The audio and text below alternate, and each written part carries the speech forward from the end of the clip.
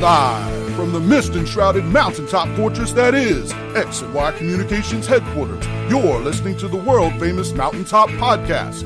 And now, here's your host, Scott McKay. Greetings, gentlemen. Welcome to yet another episode of the world-famous Mountaintop Podcast. My name is Scott McKay, at Scott McKay on both Twitter and Clubhouse, Real Scott McKay on Instagram. Hey, if you haven't listened to the show on YouTube yet, did you know you can do that? Go to youtube.com, search my name, SCOTMCKAY. Lots of other videos for you there as well. The website, as always, is mountaintoppodcast.com. And gentlemen, if you have not yet joined the Facebook group, that is also, as always, the Mountaintop Summit on Facebook. Now, here's a topic today, gentlemen, that I'm really excited to address with you. We've done over 300 episodes of this show, as you know, and since 2007 when we started, we've never touched upon this one before. It all started when I heard from Dr. Michael and Dr. Barbara Grossman's publicist and read what they were about, and what jumped off the screen and hit me between the eyes was the idea of having the right relationship with the right woman and living longer as a direct result. So the topic today is, does having the right woman in your life make you live longer? I bet you guys have heard that's the case before, but I have a few questions, and I'm sure you do too, and hopefully we'll get them all covered. So without anything further, Dr. Michael Grossman, Dr. Barbara Grossman, welcome to the show. Thank you. It's a pleasure to be here. Pleasure indeed. Yeah, I'm glad you guys are here. You seem perfect for this particular topic, and I'm ready to dive right into it. Now, the name of your organization is Falling in Love Forever. That's your brand. So this is very integral to what you do. As a matter of fact, Dr. Michael, you are an anti-aging and longevity specialist. You're a medical doctor, so you're in that field. And Dr. Barbara, you're in the therapeutic field, helping couples, well, have longer, happier relationships, correct? Yes. That's correct. Yeah, so tell us a little bit about what you do so that we're level set on that. Well, I keep people young in many ways. So there's a lot of things to do to stay youthful as you age. Once you get past 50, 60, you change your hormones and you get old. And so I do a lot of bioidentical hormone replacement, do a lot of stem cells and exosomes and growth factors to keep your body parts working. And it just makes you really youthful, keeps your libido going. I do all kinds of things for sexual functioning, and men get older. Half of them, by the time they're 50, have erectile dysfunction. I take care of all that in natural ways. It's very dramatically effective 90% of the time. So that's what I do. So your question is fantastic. I would restate it. It's not a matter of having the right woman that will make you live longer. It's having the right relationship. Men and women get together. Men and women get together and they make a connection and they feel deeply loving and they plan a life together. And it's inevitable for all couples to come into some challenge down the road as they each evolve along the way. And men and women grow in different time frames. So they're not exactly on the same page at the same time. So there has to be some intentional development along the way. Now, there's some exceptions to what I will describe as the natural evolution of a relationship and how you can get through the inevitable struggles. And there is an inevitable power struggle in relationships. There's two exceptions to this this picture I'm going to paint, and that is if you marry someone who has mental illness, or you have marry someone with addiction. If you don't marry a grown-up, a person, which means a person who can take responsibility in life, then that is, a mistake that needs correction in a different way than what we're going to talk about. We believe that most relationships grow through the life cycle, and there's inevitable tensions that create a lot of stress. And we believe that we need to introduce new skills to create partnership and allow that evolution over time to be soft and sweet. And research shows, there's some fascinating research about how couples who work together in partnership live longer and happier. There's the famous George Valiant study from Harvard. It's an 80-year study that shows that the people who've lived longest in his study are people who are married and happily married. So the study is remarkable because when you look at the factors of longevity after the age of 50, It's not cigarettes. It's not diabetes. It's not being overweight. It's not exercising. It's not eating healthy. The most important factor in that enormous study of 400 men is the quality of their personal relationships. Now, that is a groundbreaking study when you look at longevity. The quality of your personal relationship, that is what determines the most important factor as to whether you're going to live a long, healthy life. Now, there's several ideas that you both just talked about that I want to cover here. First of all, I wanted to stand up and cheer, but of course I bit my tongue because you were in the middle of a very salient point. When you said, look, you can't fix broken. If someone's suffering from a profound mental illness, or if they're psychopathic, or they're just out to be the end of you, those aren't the people we coach around here either, Barbara. Those are people who we really should try to weed out before we're stuck in a long-term relationship with them, because there's no way to create something healthy where the other person is, well, just anti-health. I mean, so we're on the same page there. And I think it would probably be worth talking about to some degree what to do if we find ourselves in a relationship like that, or especially if we're already married to someone who just seems dead set, literally perhaps, against us having a long, healthy relationship. But the other thing you brought up before we get to that is the idea that and, Dr. Barbara, you brought this up too, this isn't necessarily gender specific. This is about not only the man living longer due to this happy, healthy relationship, but the woman living longer due to this happy, healthy relationship. Well, it's interesting that the studies show, they have some studies on women now. The first study was just done on men, and then they began to include and get some studies on women. It does seem that it's more critical for a man to be in a healthy, interpersonal, romantic relationship than a woman. A woman has more abilities to have deep friendships all around her, and it's not so critical for her longevity to be in a healthy, intimate, romantic relationship. It is much more critical for a man because men don't naturally have that intimate quality of relating to other men and other women and so on. They don't naturally do that. Aha. Now, see, that's fascinating because indeed, this is non-scientific, but it seems to me, in my recollection, I've known a lot more long surviving widows than widowers. Right. That is, I think, accurate in terms of what we see experimentally in the numbers, that women do better when they don't have an intimate romantic relationship than men. Now, Dr. Barbara, you also mentioned it was the quality of our relationships in general. Yes, absolutely. There is an inevitable struggle that occurs in most relationships. And the solution is not to give up on the relationship, but it's to learn new skills and how to recreate the relationship at a new level. So you were also speaking about not just romantic relationships. In general, women have much closer relationships all around them than men. Men tend to not have so many close, intimate relationships. They have a romantic relationship that has the potential of being very close, but not so much. Men don't tend to do that so much. They have buddies, they go and play golf with their buddies, but they don't have that intimate relationship. So indeed, the lower quantity and indeed lower quality, typically speaking, of men's relationships with other men definitely factors into this. You're reiterating that. That's correct. Yeah, absolutely. So anyway, let's go ahead and talk about what one should do if we find ourselves in a relationship that just doesn't seem to be very healthy. In fact, it might seem hazardous to our health. Literally, figuratively, physically, emotionally, spiritually. What do we do?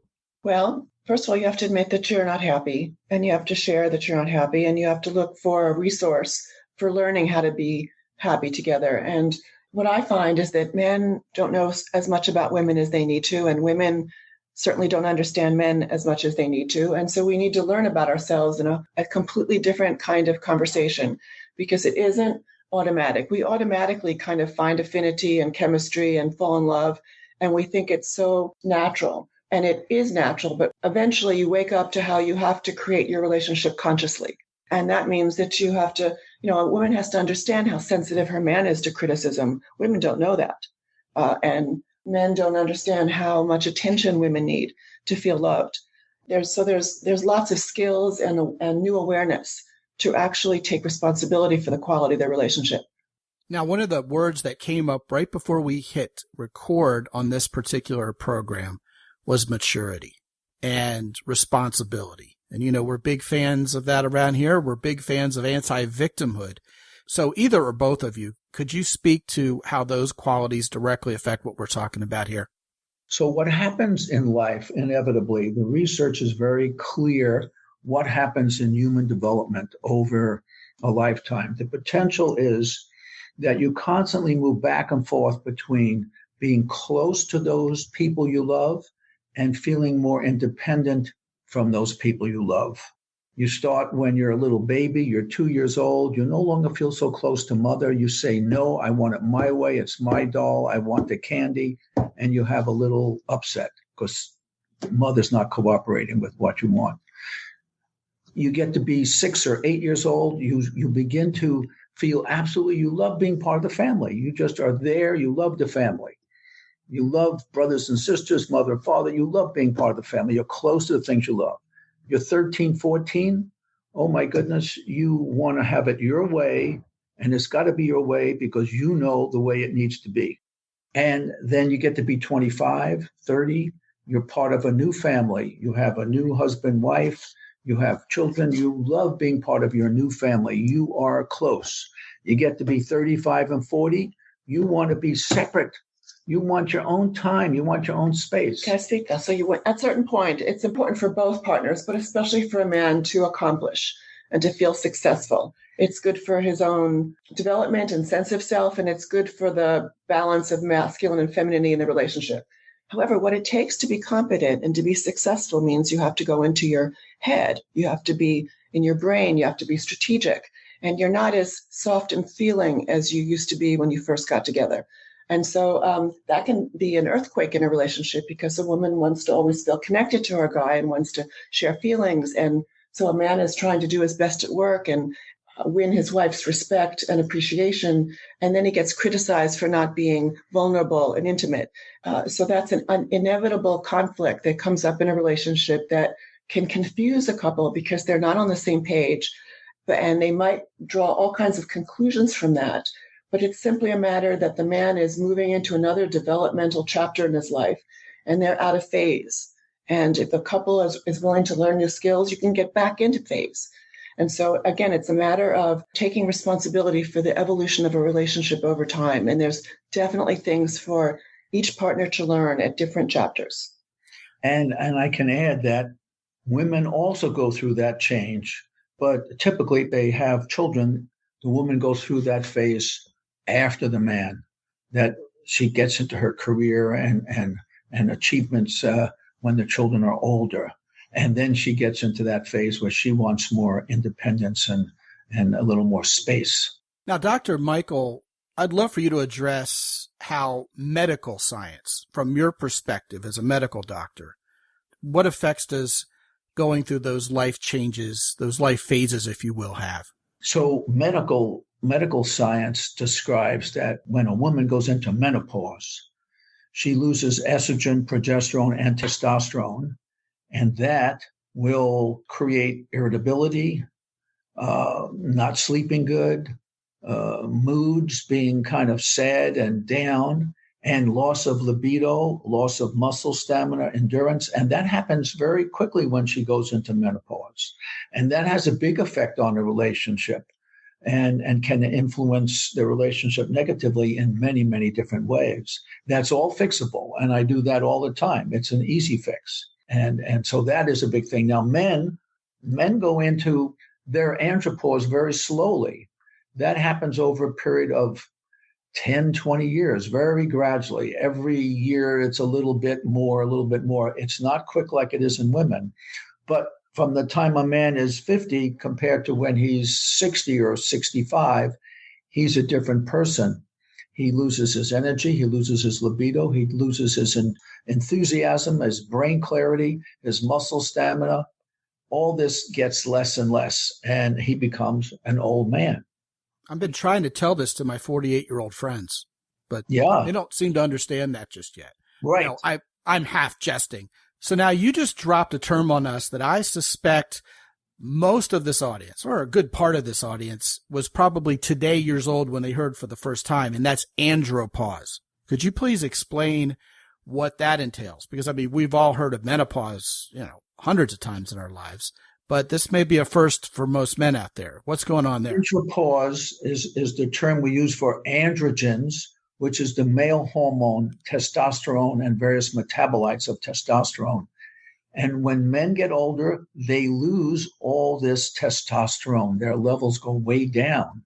And it's just a medical term for what happens to men as they get older. And it happens 99% of the time. By the time a man is 40 years old, he generally is much less able to do the kind of exercise when he was 30. And you see it in the professional athletes. By the time he's 50, it's much less. 70 years old, he's an old man. He can't do it. No matter how much he tries, he can do some of it, but it's dramatically different when we replace the testosterone that men have lost. Their life changes and their ability to stay youthful change in so many ways. Now, actually, what I've been encountering, and this is by report of men telling me, that they're getting their testosterone checked, and it's shockingly low at a shockingly young age nowadays. What's going on there? There's different things going on in the environment, and no one's doing the research on it because there's no money in it. But sperm counts, testosterone levels are lower now than they were 50 years ago. But in general, what happens when you go to your doctor and you say, well, how's my testosterone? The doctor will say, well, you're within normal limits. You're fine. But what they're not telling you is that within normal limits is 200 to 1,000, and you're at 350. So, quote, you're within normal limits, but you're more like a 75-year-old than you are like a 30-year-old. I like to keep my men about 40 years old in terms of their testosterone levels, and then they feel really good. So quickly, what would you prescribe to men to help them with their testosterone levels, especially if they want to stay off meds?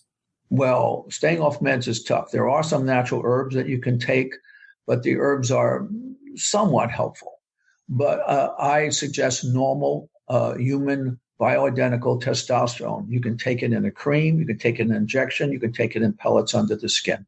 So I guess we should move at some point in this conversation away from what's wrong with us to what can turn things around and make things more right for us.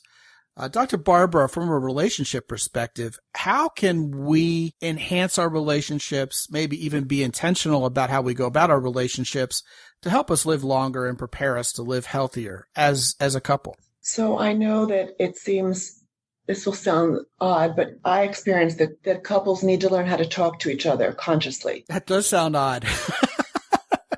I'm sorry, go ahead. Couples can get into patterns of blaming and anger instead of really sharing. And it's a learning experience to learn how to be open and vulnerable and share and make requests in a way that are behavioral, that sound respectful, so that you can learn what your partner needs and you can share what you need and you can, recreate the relationship at different levels. What we want from each other changes over time.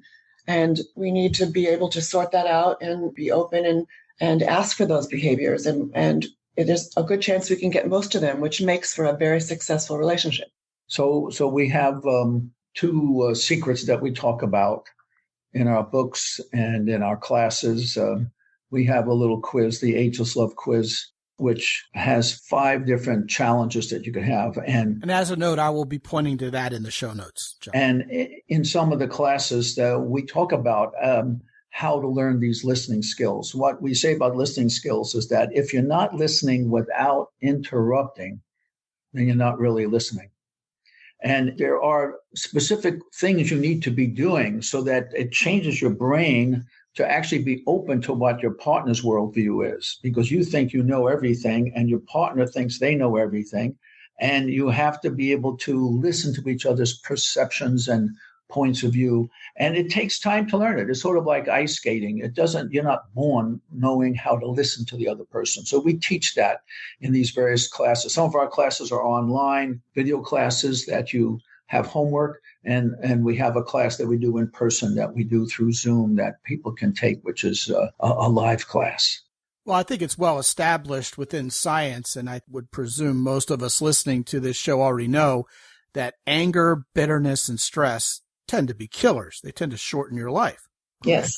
Yes. That is correct. So the less stress we impose upon each other as a couple, or we endure at each other's expense, the less we harbor blame and bad feelings towards each other. The higher the level of forgiveness in a relationship, for example, the lower the level of sickness and premature death. Am I onto something? And the question is, how can we teach people to do that? So what we do in our classes, one of the processes is that you listen to your partner describe what their childhood was like, what their challenges in childhood was like. And you go through a whole process where you're just getting, and these are couples who've been married for 20, 30 years, and all of a sudden they realize, wow, I never knew that about you. And then you see the whole picture of why they see the world the way they do, and then you can listen to them in a much more effective way. There's a lot of conversations where you can work out calmly and rationally what you each want and work together. There are some issues that touch on old themes from childhood and your family of origin. And if you don't have a handle on what they meant to you and why what you want is so important to you, that not having a handle on it represents a kind of irrational expression that really kills off the connection and love in a relationship. And we all have those experiences in our childhood. And to know how to get through that and have a conversation about, bottom line, what makes you happy? What do you want in this situation? And have agreements about that. That just smooths the way towards, understanding each other more deeply and working together.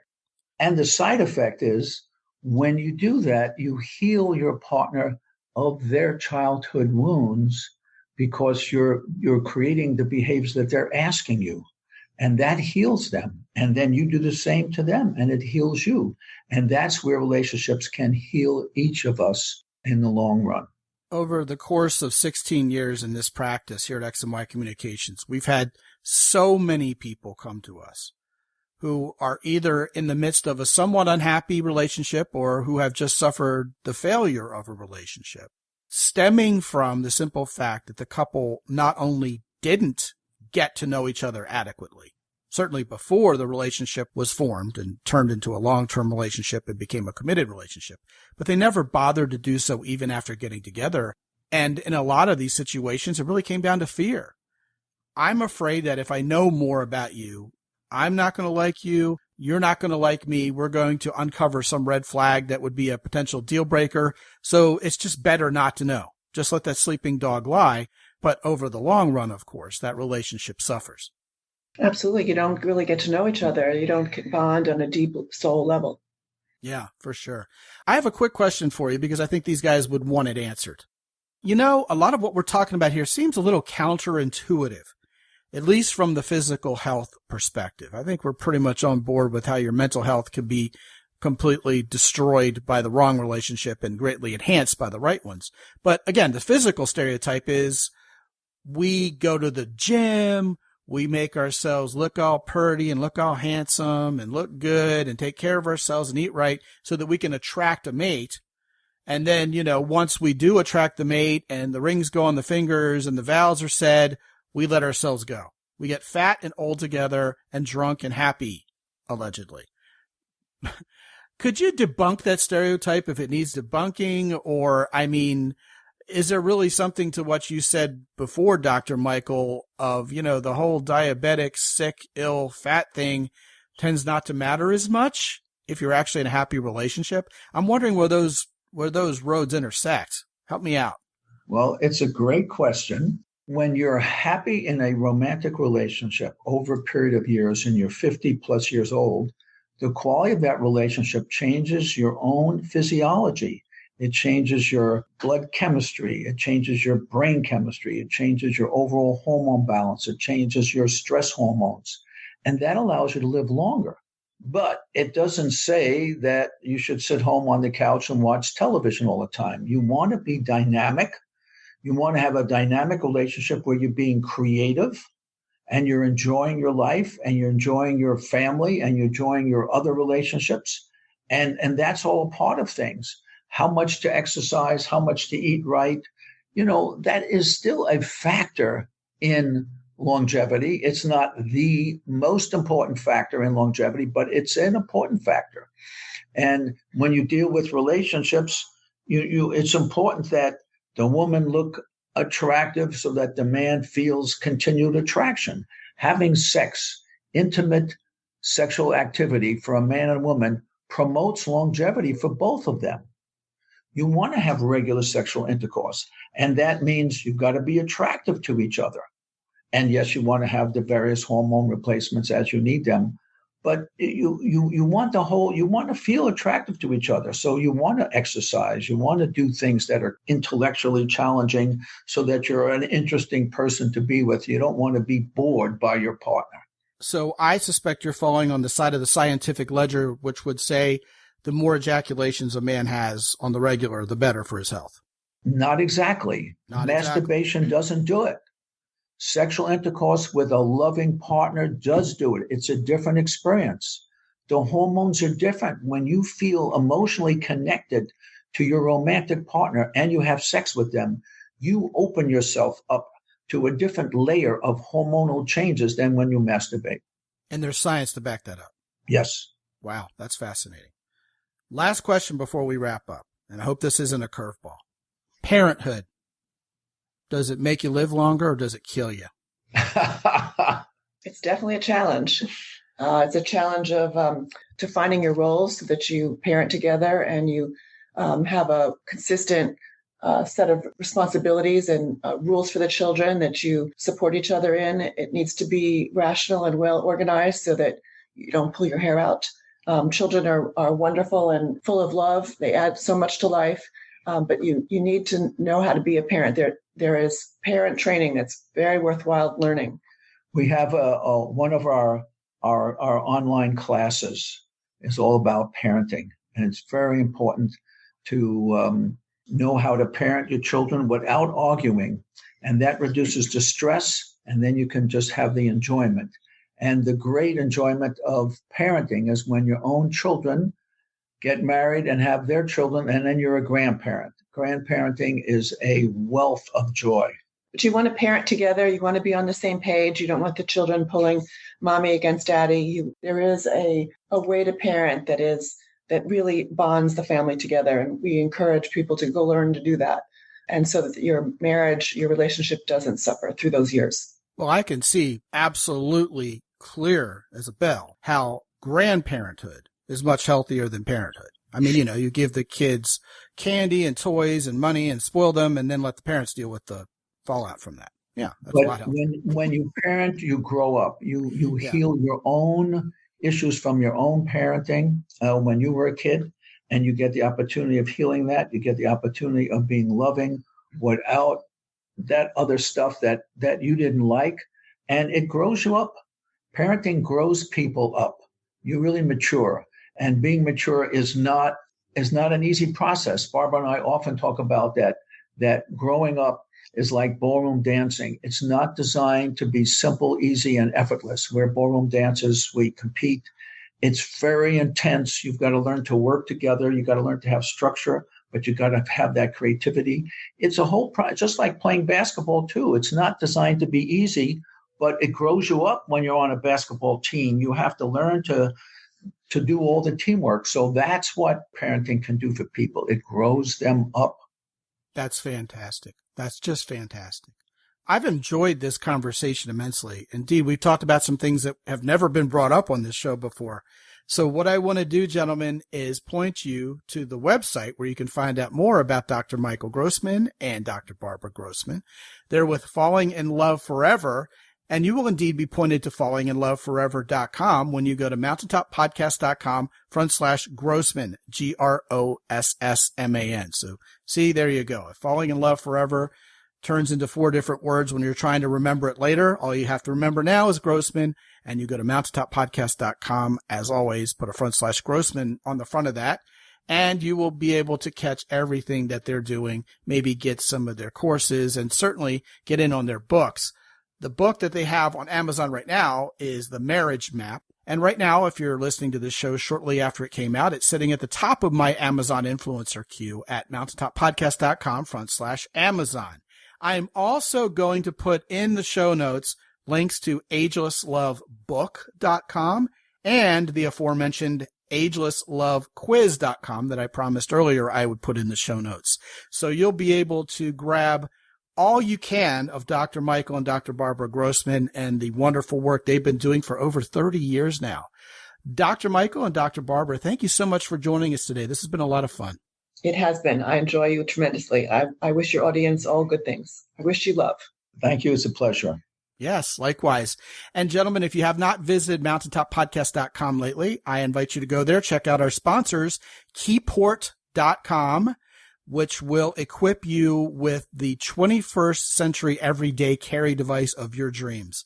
Lots of different faceplates to fit whatever your personality is. Gentlemen, as I've said often on this show, this is not your grandfather's Swiss Army knife.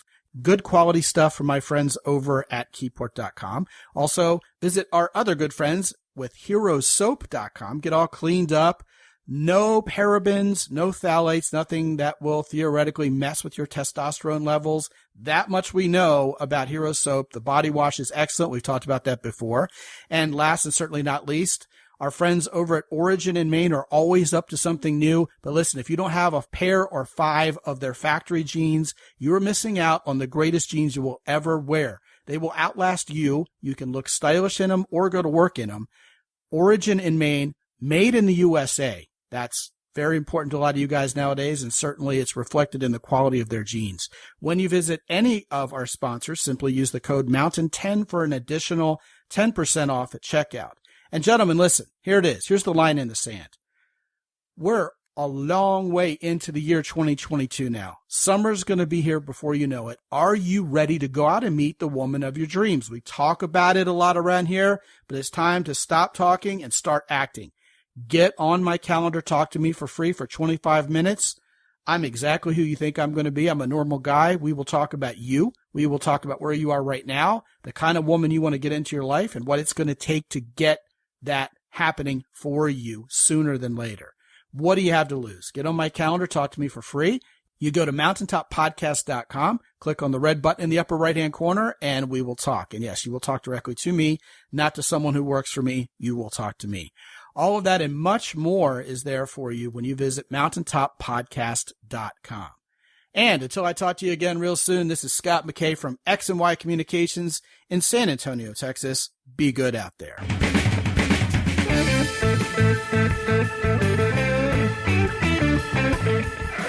The Mountaintop Podcast is produced by X&Y Communications. All rights reserved worldwide. Be sure to visit www.mountaintoppodcast.com for show notes. And while you're there, sign up for the free X&Y Communications newsletter for men. This is Ed Roy Odom speaking for the Mountaintop Podcast.